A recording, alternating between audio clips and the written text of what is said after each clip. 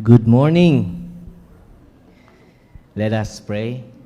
Lord, we come to you this wonderful morning, and we would like to thank you, Lord, for doing those things, Lord, that we love to do with you, and that is worshiping your name. And Father, thank you for bringing all our brothers and sisters, Lord, our family and our loved ones. We are here gathered as one. We would like to honor you and have this deep reverence, Lord, of who you are in our lives. Indeed, you are magnificent. Father, this morning I pray and I ask of you, nga unta, Lord, tanan nga naa diri amahan, that you will going to comfort them and even, Lord, speak to them, heal them if there are among them who are sick. And Lord, I pray this morning, your name, Jesus' name, will bless us this morning. And your word will bless us this morning. Thank you for blessing us, Lord, for songs that we can utter, Lord, to you. We can say our deep concerns, our deep feelings, our thoughts through singing, Lord. And that is indeed awesome. And I pray this morning, Lord, that we will going to be more on active hearing your voice. Not only hearing your voice, Lord, but only to utter words that will bless your name. This morning, I pray, protect us, bless us, and hold all the gadgets we have, Lord, so that we can speak clearly your message this morning. This I ask in the name of the Lord Jesus Christ. Amen and amen. An old saying says, respect is earned, not given. I know you have heard this many times. Once again, respect is earned, not given. Suggests that if you want to be respected, you cannot force anyone or any people to respect you just because you want them to. It means when respect is earned, not given, di ka pwede mangayo og, huy, respetuha ko, bi. Di ka pwede. Mingo pag tiguang baya ko kaysa nimo, respetuha ko. This saying tells us, no, dili ka pwede mangayo og respeto. You need to earn it. Or, karespeto-respeto ba ka? Ana ang saying. It seems like there is wisdom there.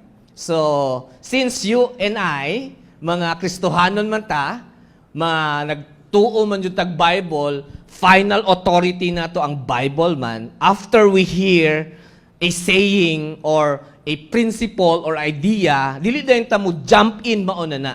Kita nga mga Kristohanon mo, tanaw ta sa Bible, kung unsa ang hulagway, unsa ang noun sa respect. So as Christians, we look into the Word of God before we declare what respect is all about. Amen? So, may I ask every one of you to open your Bible with me sa Ephesians chapter 6, verse 5 to 9, and let us look deeper on what is respect. What does the Bible say when we talk about respect? So, unsay ikaingon sa pulong sa Ginoo kung maghisgot ta og respect. Once again, Ephesians chapter 6, verse 5 to 9. Kung naa na kadiha sa imong mga Biblia or naa na mo sa inyong Bible karon, let me read it. You can, again, follow in silent. It says here, slaves or servants sa inyong version, obey your earthly masters with respect and fear and with sincerity of heart, just as you would obey Christ.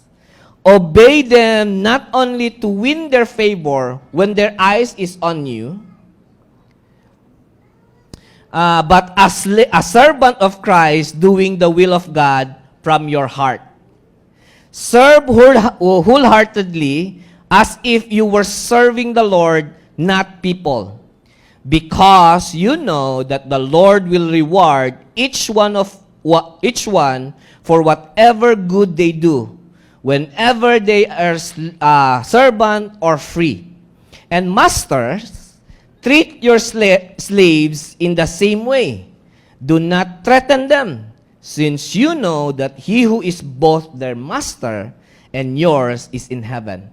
There is no favoritism with him. Now, in this verse, we can look at unsa gid ang pagrespeto sa tagsa-tagsa. So I entitled this sermon this morning, you and I, not only we are saved from hell, wala lang ta giluwas sa Ginoo para dili ta maimpyerno, we are also saved for or giluwas pud ta para sa dako nga butang nga gi-prepare niya, dako nga trabaho nga gusto niya nga makig-partner sa tua.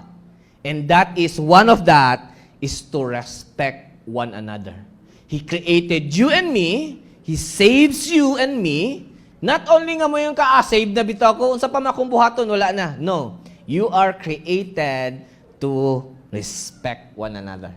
Can you look at the person next to you and tell them, hey, as Christians, we are not only saved from hell, but we are also saved to be created to respect one another. Hinay mo tapad, respect one another.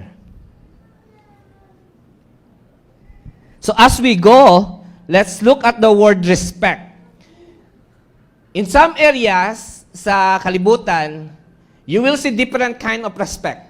Sa Pilipinas, how do we show respect? Mo bless ta, no? Anya, mulakaw ta gabi. I can remember katong mga high school pa ko or grade 6 pa ko, maglakaw gani mi gabi, no, makatubang gani mi og kaming nga tigulang, mo ana gid mi maayong gabi diha tay. Oh, ana gid mi mo pud sila maayong gabi sa diha dong. Pero when I went back sa bukid kung asa ko nag-high school, dako na ko minyo nako, niagi ko, ni dara na baya ko, ako pa iningon sa mga bata, maayong gabi diha ninyo mga bata. Bali na. No, wala na kaayo sila ana. Or, lesson na nimo makitaan nga nag-bless. Kadaghanan sa Cebu City, murag ang mga babae, di na sila gusto magpa-bless. Uy, ayaw kay murag tigulang ka akong feeling. Oo, sa na lang banday, tito o tita. Mag-beso-beso na lang. I don't know if that explains respect, but if it does, then go ahead. Pwede na tamo beso-beso if that is a respect for everyone. But kung ganahan gyapon ka mag-bless, then go ahead. No? Basta we show respect. Sa Japan, if you look at sa Japan, ang grade 1 hangtod grade 4 nila, wala sila ginatawag nga math, science, English. Wala gitudlo nga math, science, English sa grade 1 hangtod sa grade 4. Ang tanan gitudlo sa ila how to respect. So sa ilaha ang respect is to bow down their heads, right? Kasi ganahan kayo tanap sa lida ng mga Japanese. And you know what? Here's the most interesting. Kay kung tigulang day ang imong gibow down, kung mo bow down day ang tiguang og inani lang, nya ikaw bata ka, kinalang imong bow down anak gid. Mas lalom. Now karon kay mo lalom pa man ang tigulang. So ikaw day nga bata mas mo lalom pa jud ka. Yes. And if mo lalom pa gid ang tigulang, pwede na jud ka nga mo luhod na jud ka just to show how deep they respect their older ones.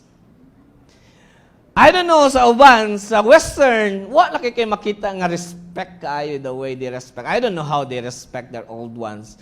I don't know kay makakita ko sa salida, I don't know kung pareho po na tinuod ba po na sa salida, they call their mom by their names. Right?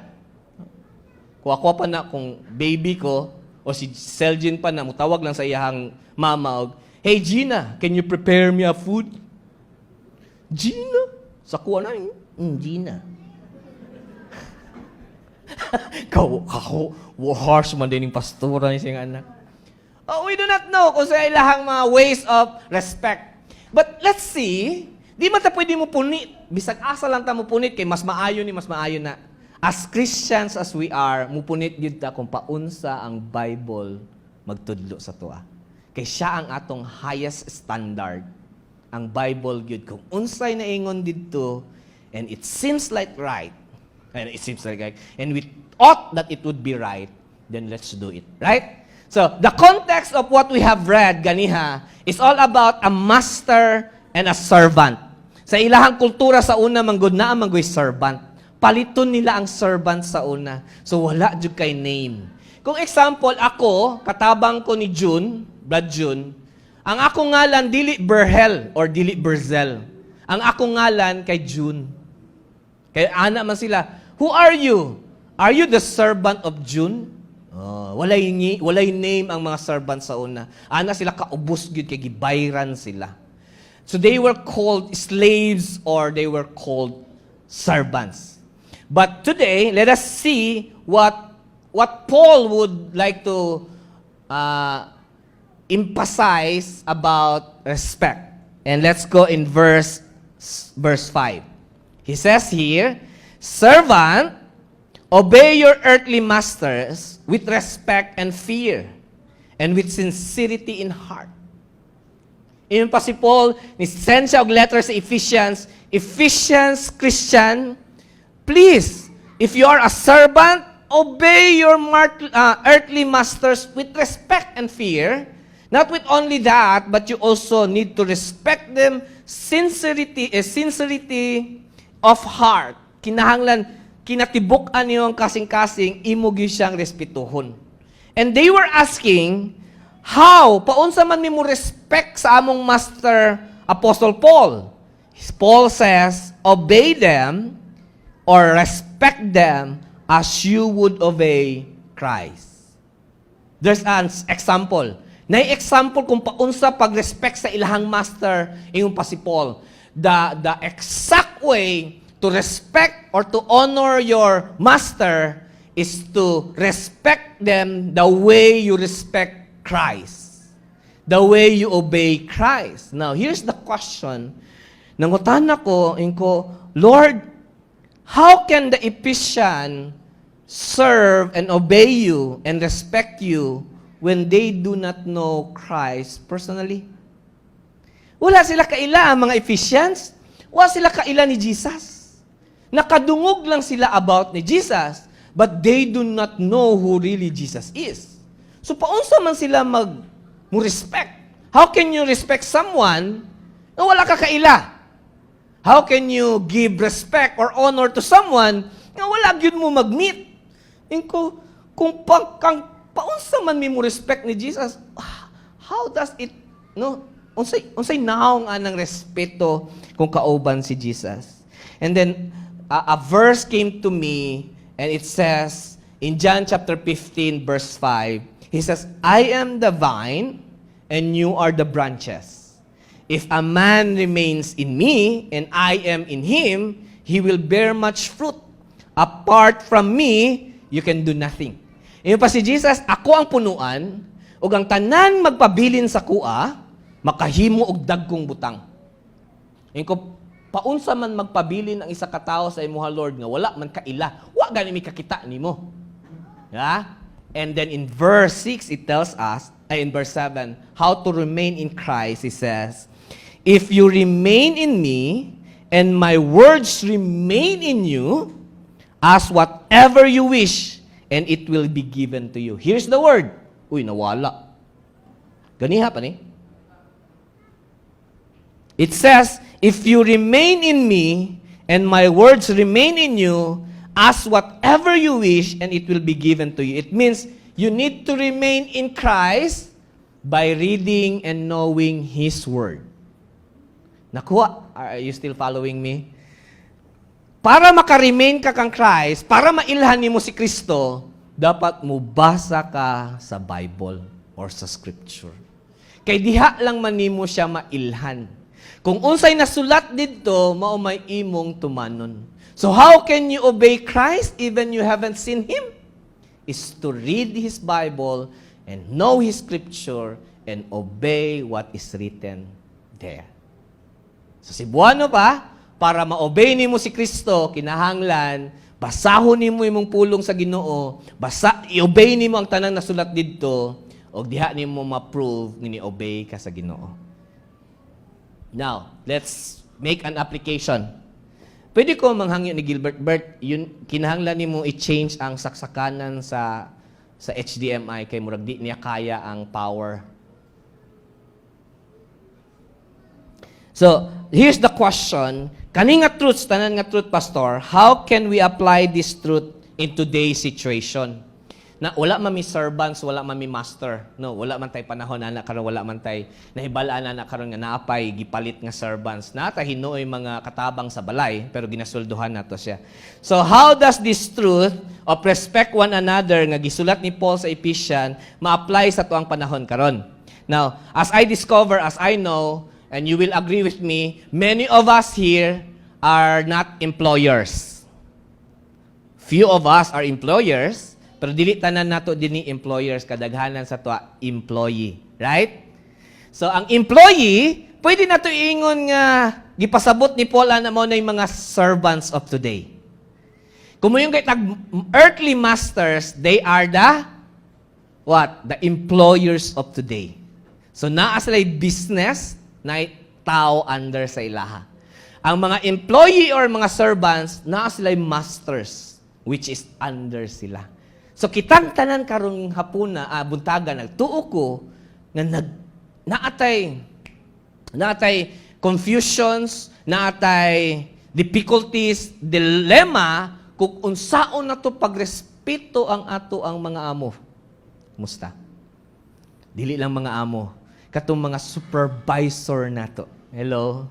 Kinsa man dinhi ang magkaproblema sa trabaho, magsigigyaw-yaw, sa mamatay na unta kang supervisora ka, maligsan unta ka unya. How do you respect, no, unbeliever supervisor? Or how do you respect your master or your employer? As Christians, questionably na pirmi.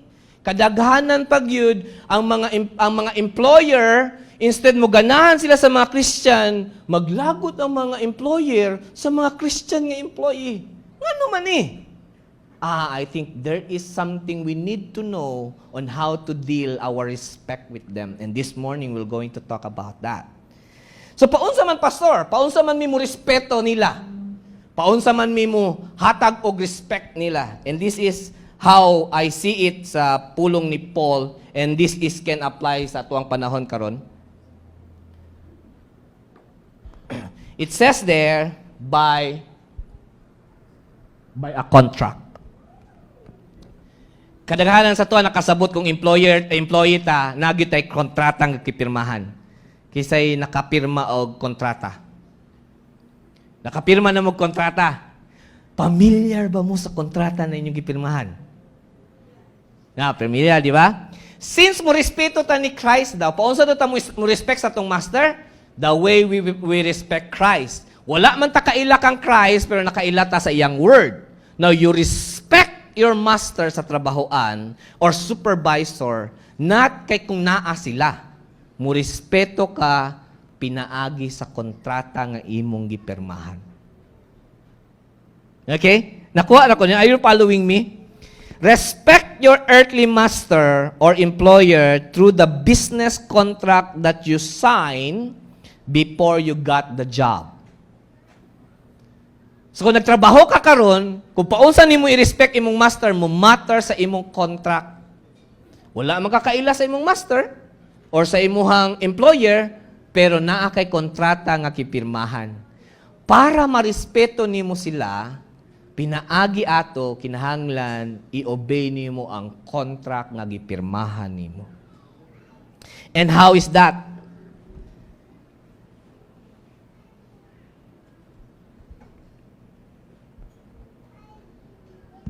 Sige, padayon na lang dyan ko, naguba yun.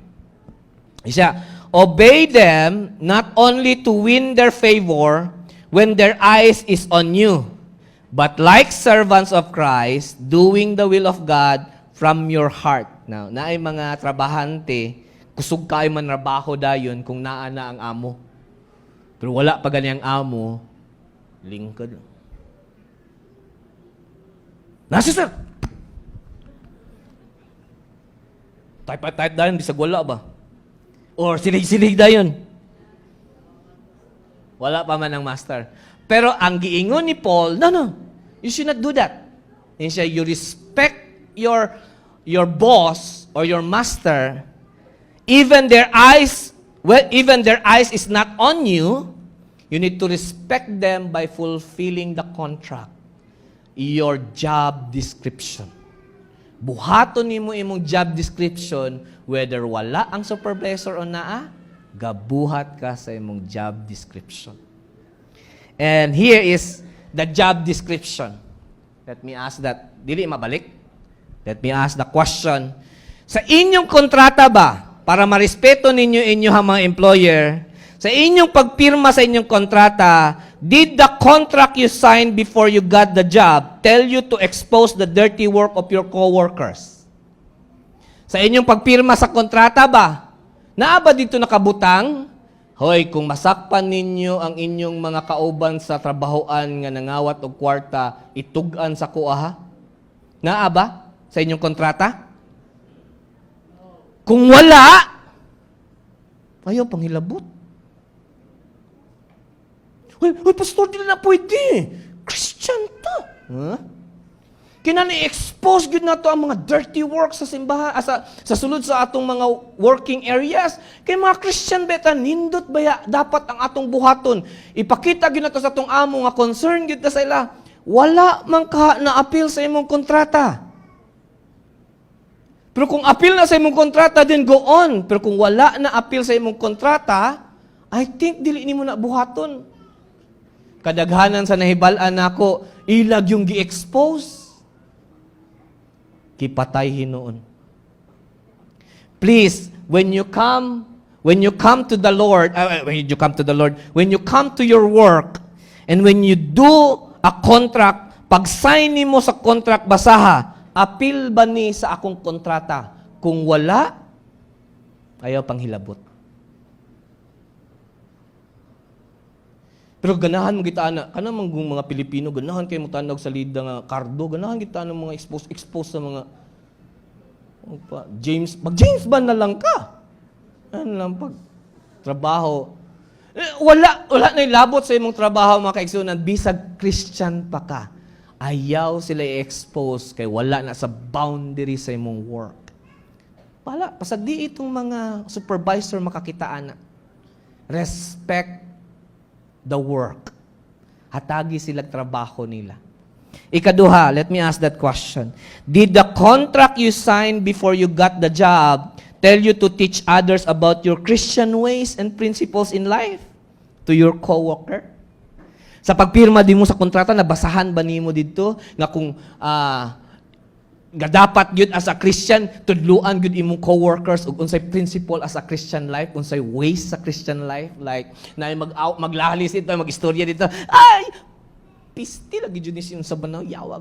Hoy, di gyud na pwede sa Ginoo pa na, di gyud na masuko gyud ang Ginoo. Apil ba na sa imong kontrata? Wala. Pasagdi sila. Dan sa kuyawa gining klase nga wali na wala na mga pagkakristuhano na pastor. Ay kinahanglan badlungon gyud na. Curse din na bawal na sa Ginoo, suko gyud si Lord. Intahon kung wala na sa imong kontrata, ayaw intahon sila, pasagdi sila. Pasagdi sila. Naa ba sa imong contract nga kinahanglan jud ka moingon og kanang every time nga magkaistorya mo, amen, hallelujah. Lain kayo no. Ayaw buhata kay walay under sa imong contract. Lastly, did the contract you signed before you got the job tell you to preach the message of Christ to your coworkers within the area?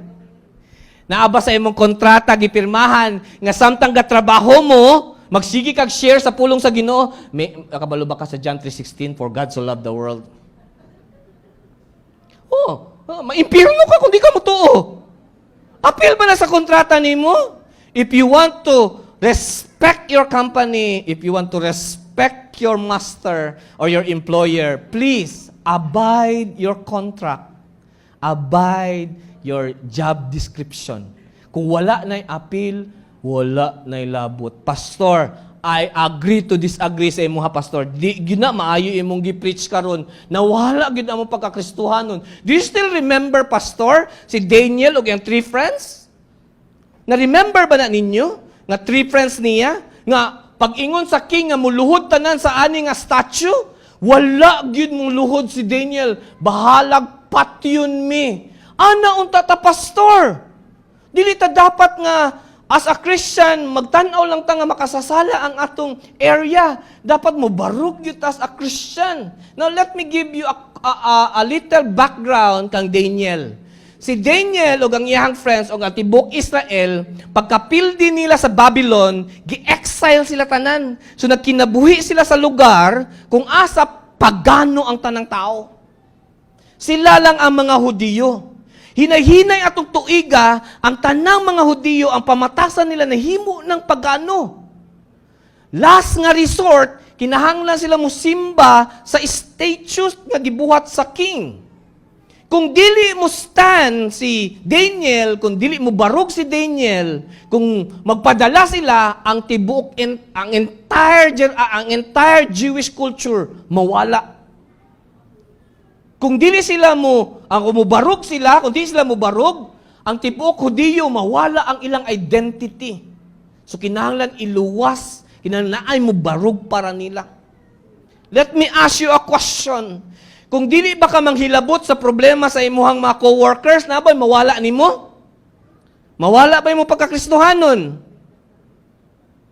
Dili na ba ka makasimba? Wala pa man labot, di ba? Unless ang imong trabahoan himuon na kang pagano, pwede kang muhawa na. But to respect your employer, you need to abide your contract. Hello? Ayaw mo pasikat nga Christian sa sulod sa inyong unsa ba na inyong company kay nga naman they will not accept you as you are. There's a saying there, it says, maturity is choosing peace over drama and distance over disrespect. Once again, maturity is choosing peace over drama and distance over disrespect. What you're going to do, palungon niyo tanan, i-on ninyo balik ang computer. Muon na tanan. And you know what? Please choose peace over anything else while working. As long as it does not affect your faith and endanger your life, work according to what your job description tells you to do. Pastor, agree to disagree. Kung dili na namo ma-express among pagka-Christian sa among company, unsa may use nga gisend me sa Ginoo ana nga company? Paunsa man maggamit among pagka-Kristohanon? Here's the biblical way on how you're going to express your Christian life bisag nagtrabaho ka sa dili Christian nga company. If ganahan jud ka mo share, what you're going to do if naay birthday sa inyong balay, imbita ang inyong kauban sa trabaho. Hello? Instead mag-preach ka dito, ay, sa di ta magsugod pa, no? Kaya alas 7 pa man, mag-Bible study sa ta. Kasi may ganahan ito mag-Bible study nga, dili man ang mga believers. So if you want them to hear the Word of God, pag naay birthday sa inyo, naay celebration sa inyong panamalay, imbita sila. Imbita sad ko. Pastor, pwede ba ka maka-preach bisag 5 minutes lang yun about the Word of God? Outside the company, you can share your faith. Inside the work, deliver unsay gipangayo sa company. Okay? Will that make sense? If naay magpatambag sa imuha, samtang ga-work mo, gahilak na gid siya, nakita na ko Christian jud kada, pwede ko magpatambag nimo. Pwede gyud, pero pwede ba hulaton na nato mahuman ang atong trabaho? Magkita niya ta, ako'y free sa imuha, McDonald's. Free siya, lahi ng Pilipino. Basta gahilak na niya gakaon o burger. Kung sa ito'y tambag nimo, tanang tambag, dawaton na niya, basta gakaon na. Pero wala pa nagkakaon, niya sige na kagtambag, kitambag, bisag wa siya kapangayo, hindi na maminaw. I'll tell you, man lang, aminaw. Wait until sila'y mangayo sa imong tambag. Ayaw ilabay imong tambag, bisag asa lang. Kaya mga lang, ayo pa. So respect your company through that. ayaw mo pagpa-Christian culture, idala ninyo inyong ways sa simbahan, dadon ninyo dito sa company. O ayaw sa dadaang company na culture diri sa simbahan. Hindi pwede. Magka-problema gyud. Kay kung dadon nato ang kultura o ang pag-aagi sa kampanya, dapat mo tanan mo panso bago mo malangit. Maynusan ang inyong adlaw sa kinabuhi kung absent mo sa simba. Di ba? Ano man na sa company, minus imong sweldo, kung di ka kapanso, di na to pwede dadon diri. Ya di po na to pwede pugson mo diri sa simbahan. Lahi ang kultura sa simbahan, lahi po ang kultura sa company. Please, ayaw dad-a sila sa usa ka lugar. Di gid na mag-meet. So if you want to express your Christian life, do it outside your company. And you are expecting others as the Lord called you to respect one another. Amen. Pero kung Christian, si Christian po, ang imuhang employer Christian, ikaw Christian po ka, nya naa sa imong job description nga mag-Bible study, pag Bible study, sad. Kaya naaman sa imong job description. Pero kung wala, please respect the company, respect your master by doing what is under your contract. Not under your contract. Now, adto ta sa mga masters, padung ang mga employers, padung sa mga employee. Ephesians chapter 6 verse 6 to 9, it says, verse 9 says, "And masters, treat your slaves in the same way. Do not threaten them, since you know that he who is both their master and yours is in heaven, and there is no favoritism with him." The word masters, treat your slaves or servant in the same way. If ang inyong worker, naghimo lang siya under sa iyang kontrata, if ang inyong workers, nagbuhat lang siya under sa iyang job description, itap siya. Ingna siya, good work. Kaya gibuhat nimo kung unsay imong job description. Muingon dayon ka, I will going to treat you, masters, like that. Diha gyapon mahulog gyapon ta sa kontrata, gamita gyapon ang kontrata, iingnan sa ilaha. Mao ni imong work, mao ni trabaho nimo, mao ni buhaton nimo. As a master, bisag wala ko diri, nagsalig ko nga ginabuhat nimo ang trabaho. And you show respect to your worker. Now, whenever your employees do their best to obey the contract, commend them and let them know that you appreciate them well. No, mga employer diri, kung namoy business, yan namoy tao under sa inyo ha, naman ay job description inyong hahatag, yan naman ay kontrata nga inyong ihatag sad. Ayaw sa sila pabuhata sa trabaho nga dili na under sa ilaha. Nya pinaingon pa jud ka, ngano wala man nimo gibuhat ni? Gisulduan ra bata ka? Imong employee nga Christian, mingon lagi suldoan lagi ko nimo. 200 na pud matag adlaw, pero gi-expect nimo ang akong binuhatan akong trabaho tag 40,000 ang sweldo. So if maayo inyong employee, tapikasan sila. Ing naka-incentive niya as Christians. Now, how do you as Christian employer deal your unbeliever employee? Paunsa man na buhaton pastor? Well, it says here, nawala na sad. Insya diri, how about as Christian master or employers, how are we going to treat or deal with our unbeliever employees? So paunsa? Now, balik gihapon sa contract. Let's ask the question. Mangutana ta. Did the contract they signed before they got hired tell them to attend Bible study? Ikaw, employer, Christian ka. Nya, ang imuhang trabahante, unbeliever. Sa ilaha ba kontrata nga gipirmahan nila na abay Bible study dito? Na-appeal sila. Wala, di ba? So, ayos lapog sa pa-Bible study, ha? Bible study mo, ha? Kanang after 5, gawas naman ta. So, pabilin sa mo mga 1 hour kay mag-Bible study, ayaw. Kaya ang ilang oras, binayran man sad. Pero kung apil sa kontrata nga gipirmahan nila, kabalo sila, dapat ma-apil sila Bible study. Second, Let me ask the question. Let's. Oh. Thank you. Okay. Ingon pang Bible diri ba? Sa Matthew chapter 7 verse 6. Do not give dogs what is sacred.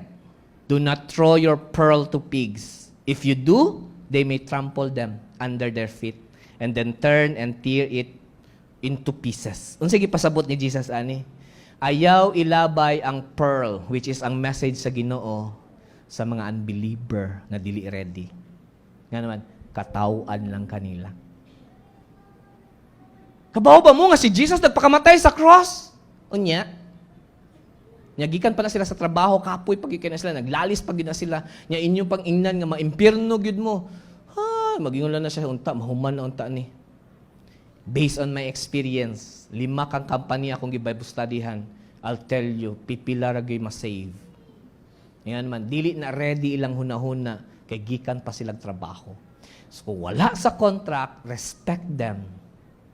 Ayaw sila pa Bible studyhan. Gawas! Kung mayroon ka, okay, Wednesday man karon, wala man ni sa inyong trabaho, wala man ni sa inyong kontrata, pero gusto ko na i-Bible study. Ang magpabilin, okay. Ang dili, pwede na muli. Pero magpabilin, magluto kog litson. Or naay pagkaon, naay pampanahapon ang mupabilin sa Bible study. Na ako'y Bible study sa company, nga siya dyan mag-prepare og pagkaon. So ang mga tao, di na manguli, kay dito naman manihapon. So pag human nila kaon, gyud pag tan-aw na ko, hapit na gyud nila mahuman og ginom ng tubig, sugod dayon ko. Kay kung busog na magana naman din na. Sugod dayon preach. 30 minutes lang gihatag sa kuwa. So preach dayon sa pulong sa Ginoo. Pag human, Chris, muli sila, gakaon. Busog pa sila physically, busog pa dyan sila yung spiritually.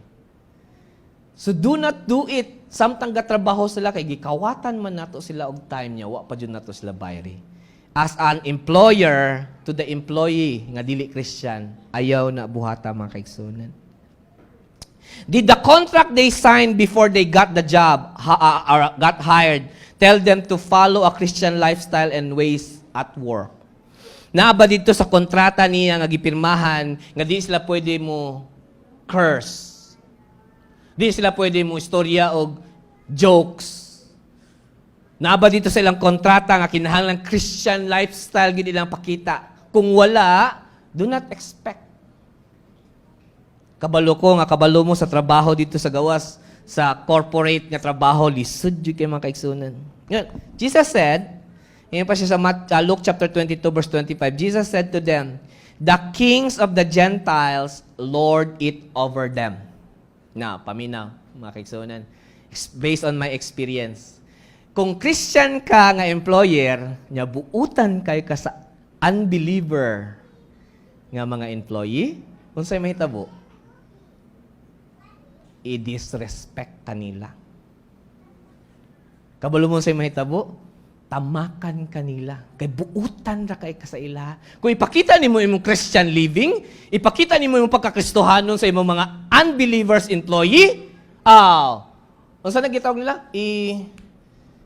I-take advantage kanila. Abuton ka nato, Christian na, pwede nato na utangan dayon, way bayad.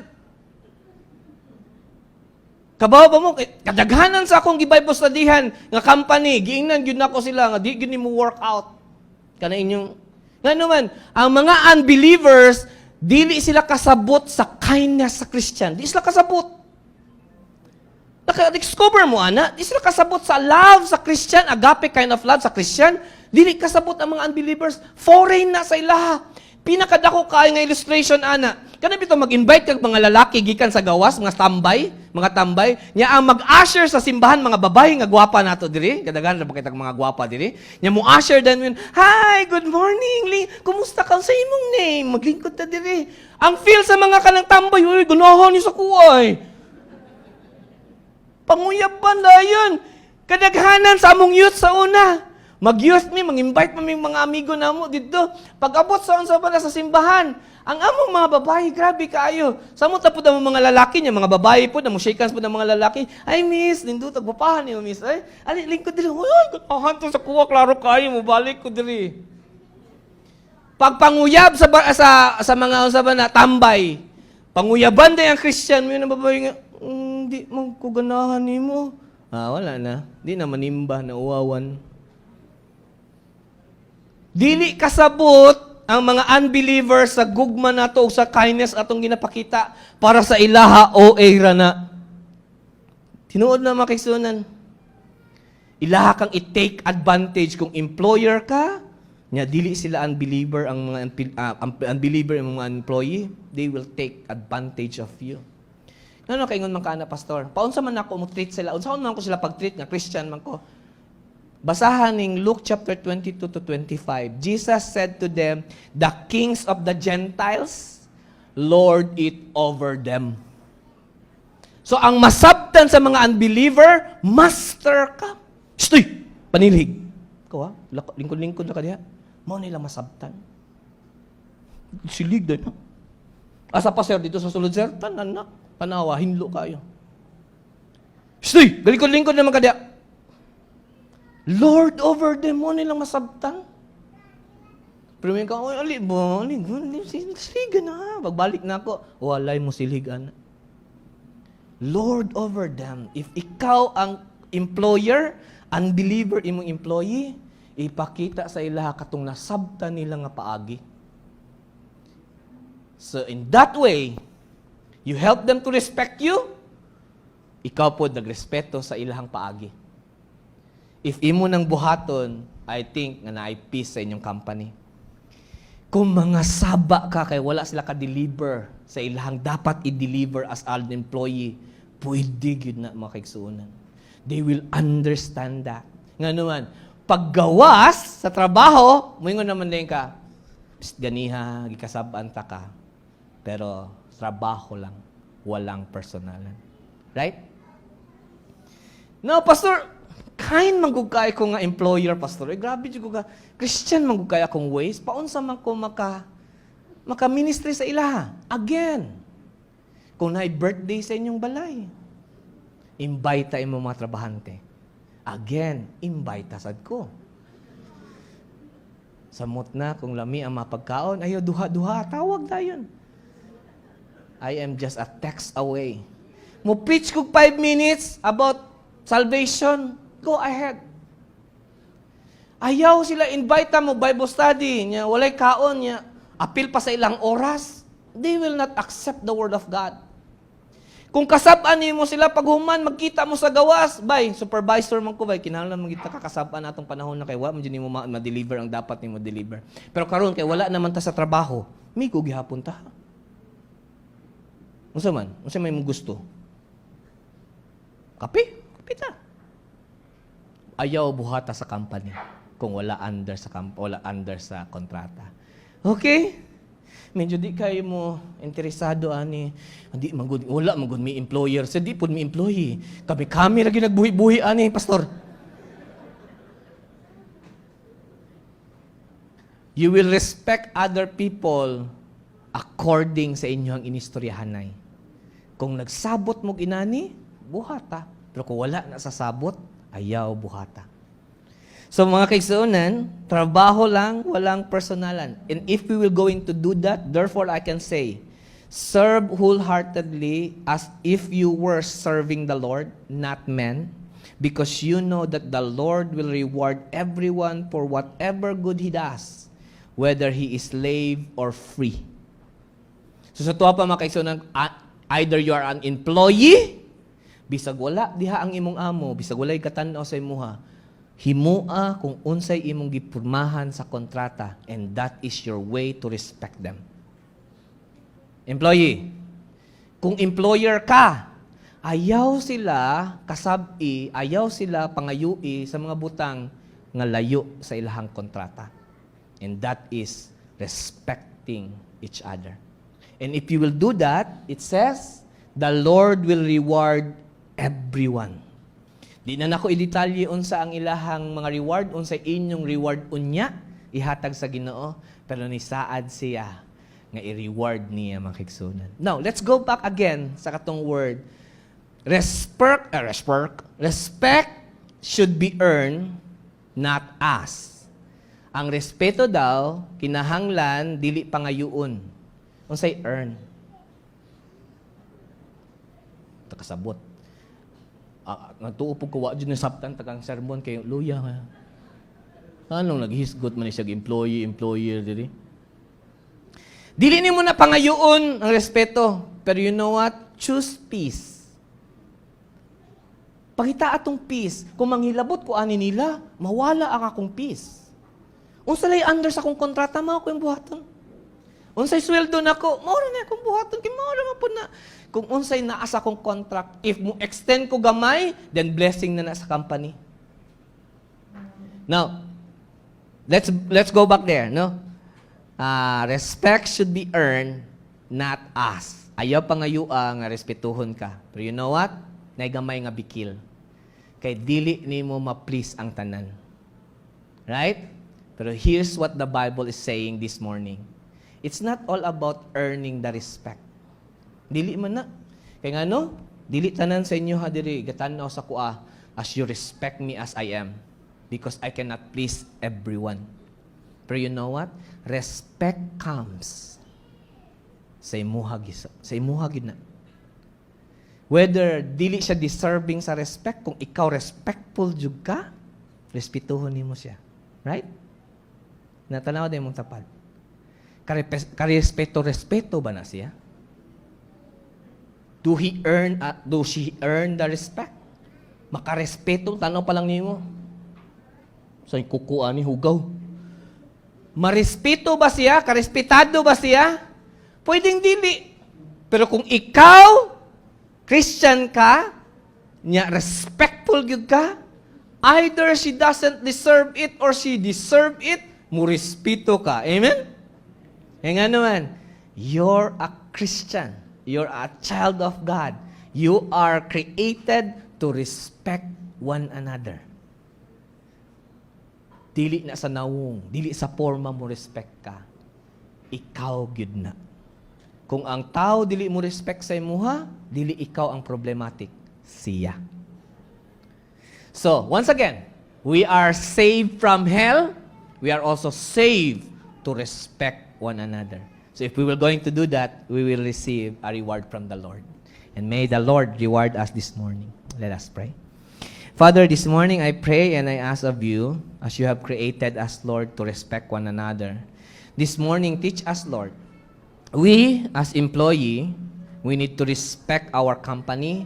We need to respect our masters. We need to respect our employer by doing what is under our contract and the job description that was given to us.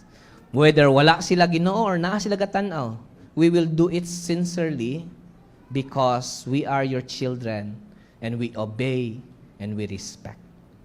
We are employer, Lord. We have people under us. We love them, but we will not threaten them. We will not misuse them, Lord. We will respect them, Lord, according to the contract nga gipirmahan nila. We will ask them according sa job description nga gihatag namo sa ilaha. If makahimo sila og sobra, Lord, we will going to commend them and give incentives. Father, dili namo ni mahimo, dili namo ni ma-perfect, pero if you will going to teach us every day, if you're going to correct us, Lord, we can respect one another. And this is what you called us for. So this morning, I pray, bless us with respect. And may we learn that it is not about the other people. It is about me. If I'm willing to respect or not. This I pray, Lord, as we release from this place. Bless us with the power of respect, that we may respect each one of us. In Jesus' name I pray.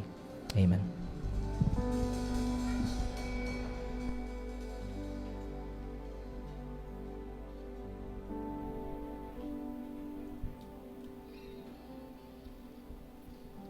Thank you, Pastor, for that wonderful message.